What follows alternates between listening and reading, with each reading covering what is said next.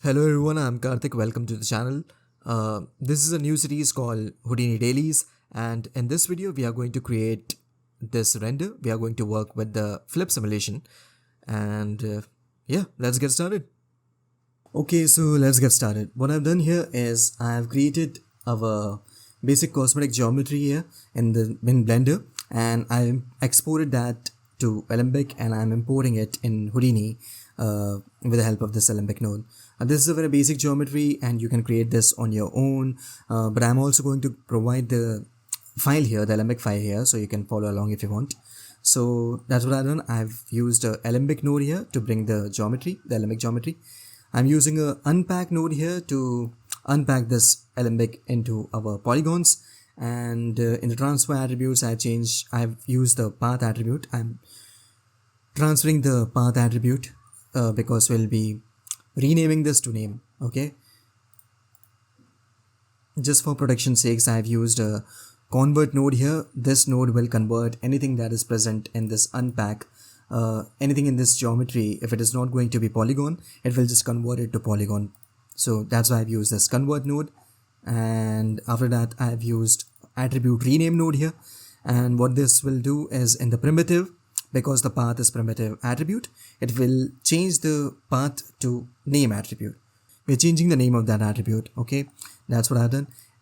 Then I've used a transform node because what I wanted was this geometry was not in the world center. I want this geometry to be here in the world origin. So that's why I've used a transform node, and I'm using this formula. This is the centroid formula. This is the formula that I'm using to bring it to the world origin. After that, I've used another transform node, and here you won't be able to see what I've done here. But what basically the problem was that this is the front of our geometry here. In the material, the label will come on this side, so that's why I've just rotated it in the front direction. That's all I've done with this transform node. And I've used another transform node to give it some stylistic position here, and this is looking nice. As here I will set up a camera from this point of view, and here we will have our flip source, which will generate flip object, the flip fluid, and we'll set this as collision object, and it will fall on this. So that is that. After that I've used a material node, and with the help of material node I am giving material to both of these groups. So here what we have done here, we have changed the path to name attribute, right? So you can see if I select these geometries, these top geometry and the border geometry have different name attributes, and we are separating these. Both of them are separate objects. So in the material we have created two groups, one for this upper object and one for the bottom object. So we are giving different materials to both of the sections. Okay, after that I have used a null, and I just call it out. Let's go to our sim here, and we will see what I've done here. And we will see what are the next steps. So I've used an object merge here, and I'm pointing it to our out node that we created in our geometry network, so that we can get our cosmetic geometry, and we will use this as our collision. So after object merging this, I've used a collision source node, and with the help of the collision source node we are getting two collision objects here. One is a normal polygon collision object, and the other one is the VDB object. So we are going to be using the volume sample for the collision. We are going to be using this VDB in our collision. So that is that. So collision source generates polygon and VDB. In the collision source, I changed the voxel size here, but you will see what exactly I have done here in the next steps. So after setting this as our collision geometry, I'm going to create a sphere here, and I'll give it some particles. I'll set it as a flip source, and after that in the simulation it will fall down on this as a liquid.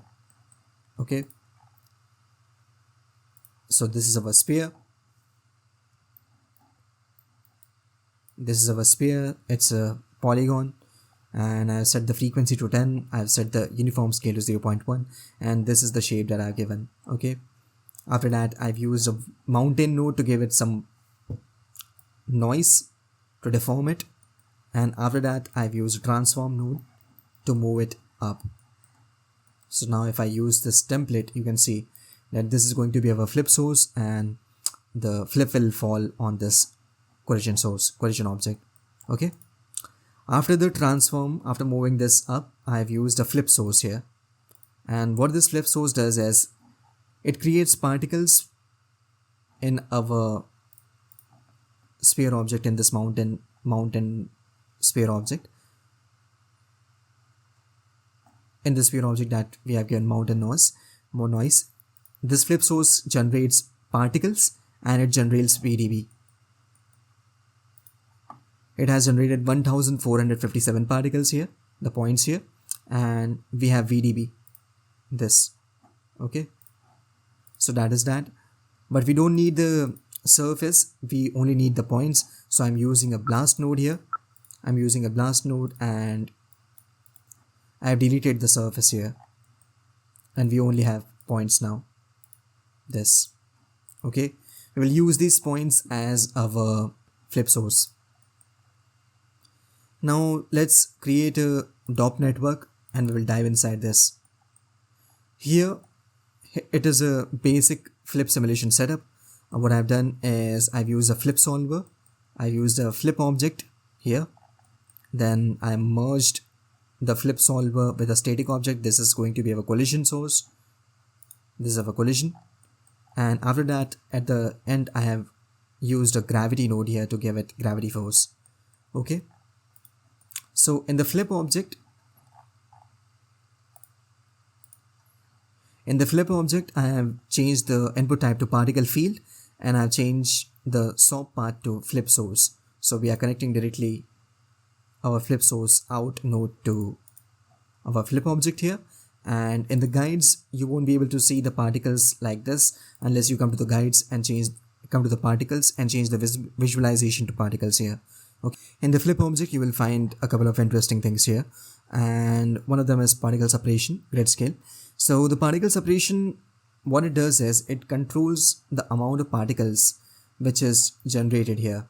Okay, so if I change it to 0.25, you can see that the number of particles decreased. So I'll just keep it at 0.01, and I've used this particle separation to also affect our particle separation in the flip source here. Okay, so this particle separation is connected to the particle separation in our flip object. So to do that, just use the copy parameter node, just right click, copy parameter, come to flip source and paste relative reference. So this is how you can control the flip separation, the particle separation in both of these nodes, and you can control the particle separation from here now, 0.025, as you can see. If you change it anywhere in these two nodes, then the particle separation will change. It will affect both of these nodes. So we have a voxel size as well here in our flip source, and let's get into our DOP network. In the flip object you will see that there's voxels here. You will not find it by default. I have created it, and the way I created is I just came here, I went to the edit parameter interface, I've used a float node, and I just named it voxels in my initial setup, but I will call it voxels 2 to show it what it is going to do.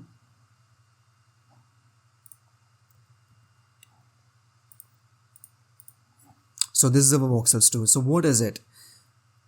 Voxels is the direct value of multiplying particle separation, copy to parameter, paste relative reference, multiplied by grid scale. So what this voxels is, it is the multiplication of particle separation and grid scale, and I've used this voxels here. I copy parameter, I've used this voxels to change the voxel size here. So I've used base radiator reference here, and I've also used this voxels in our collision source in volume. Come to voxel size, base radiator reference. Okay, so this voxel size here in our collision source and the voxel size here in our flip source is being controlled with the help of this voxels. Okay, so what this basically does is that it is the result of the multiplication of the particle separation and grid scale. Okay, that's what it is. So yeah, that is it. And as I said in the guides, come to particles and change the visualization to particles. And in the flip source,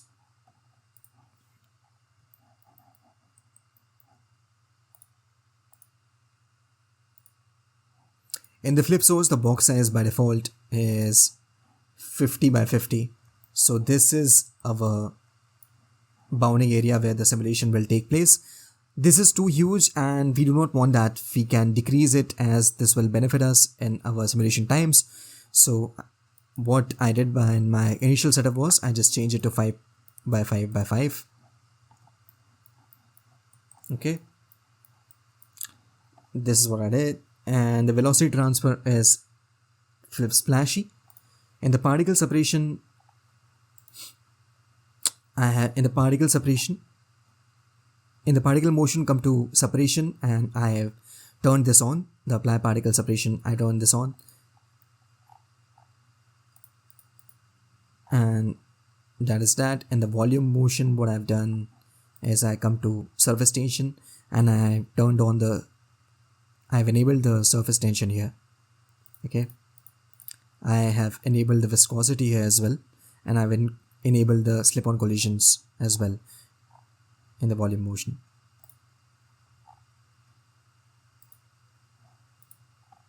So in the flip solver, that is what I did. And to set up our collision object, I've used a static object node. Okay, and in the SOP path, I've used this poly, the two collision objects that we created with the help of collision source. One is poly, the polygon version, and the other one is wall, which is the VDP version. So that's what I'm pointing out here in the SOP to the SOP path here, the poly version of this object. Come to the collision. In the volume, I changed the mode to volume sample, and in the proxy volume, I have selected the volume version of our collision. Okay, now when we run this, you can see this is what we are getting. And as I said, I have turned on the viscosity in my flip solver. In our volume motion, come to flip solver. In our volume motion, come to viscosity, and I have enabled the viscosity, and I have turned on the slip-on collision as well. Come to flip object now. In the physical, you can control the viscosity magnitude. You can control the amount of viscosity here. If you want it at 1, this is how it is going to look. And if you want it at 10, the viscosity will be increased, and this is how it will look.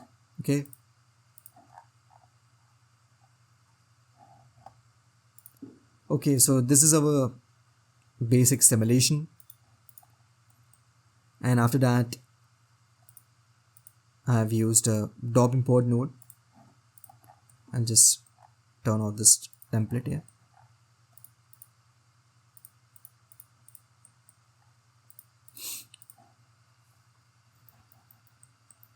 I've used a DOP import node, and in the DOP network I have just pointed it to this DOP network, and in the objects I have just chosen flip. Okay, so this is what we are getting.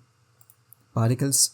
Use a fluid compress node here to compress our fluid particles so that you will be able to cache it, and the fluid compress node change the particle separation here. And what you can do is come to the flip object and just copy this particle separation here from the flip object and paste it to the particle separation in the fluid compress node. So this is what we'll be getting. After that, I've just used a file cache node to cache this simulation, and I've used a particle fluid surface node here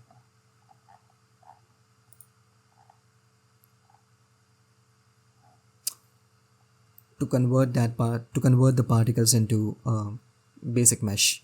Okay, so in the particle fluid surface, I've used the same thing, the particle separation.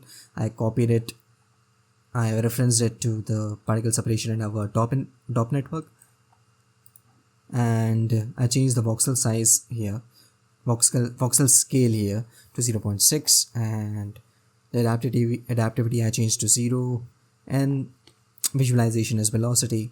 So this is some basic stuff, and in the filtering I have turned on all the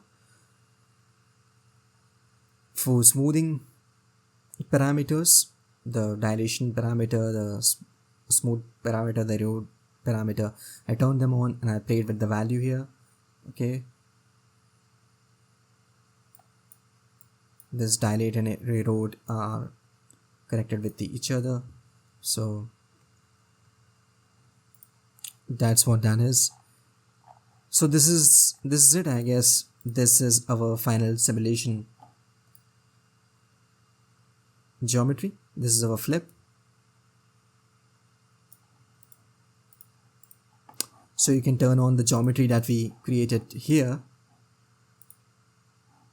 and after that I find a final angle that I liked, and then I just set up the camera. Then I just set up the camera here by clicking the camera by clicking the camera with control.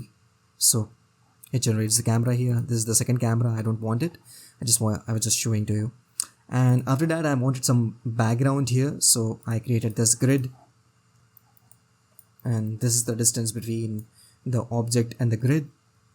I did not want it too behind, and I did not want it too close, so this looked like a nice position. So that is that. I have created two light sources here. The first light source is for the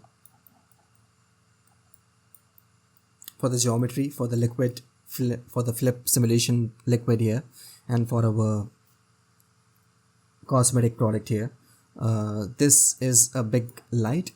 This is one big light which is directly pointing to both of them, and in the light section you can see that I have the intensity 10, and I changed the size to 3.4 by 3.4 by 3.4.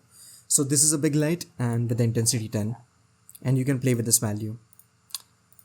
This light is affecting both the background and our liquid and our cosmetic product here. The second light, however, is a smaller light. This one, it's a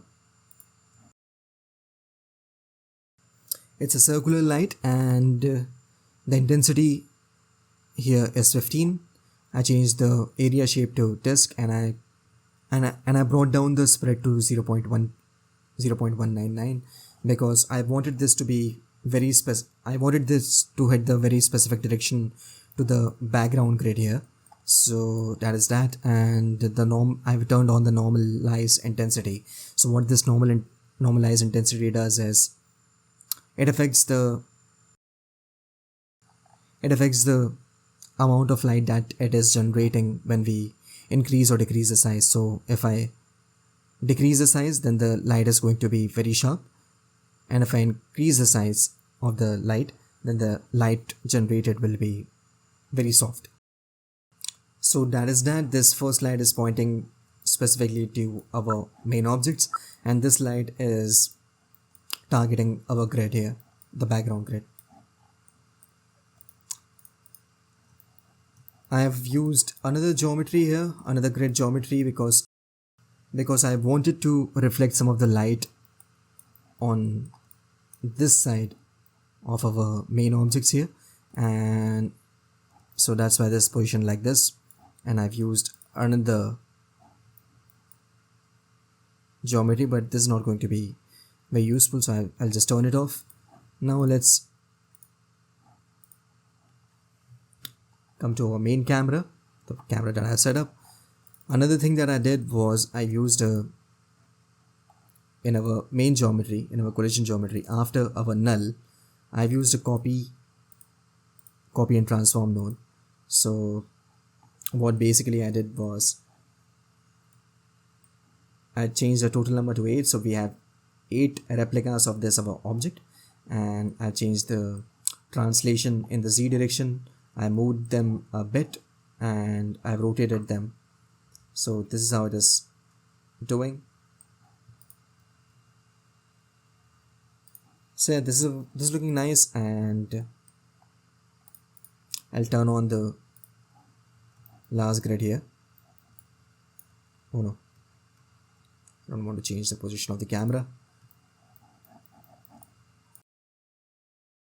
Okay, so now let's have a look at our materials. In the material section, I have created 4 materials for Redshift material, and this one is for wall. There's another one for the water or for the liquid here, and there are 2 materials for the top and bottom parts of this cosmetic product. So let's dive into this, and you can see that there are 2 standard materials here. The first one here is just a plain white color, and I have increased the roughness here for the reflection, and the other one here is a standard material, and I have given it pink color, and the roughness is the default 0.2 roughness. So this one is going to be our main color for this product, and this white one is used for coloring the label that we have here, the name of the brand, the label here. And we are mixing both of these standard materials with the help of material blender, and what blend color that I'm using is a texture that I have created here. Okay, this one. You can find all these textures here in the free project files, and you can have a look at this file as well. The other one is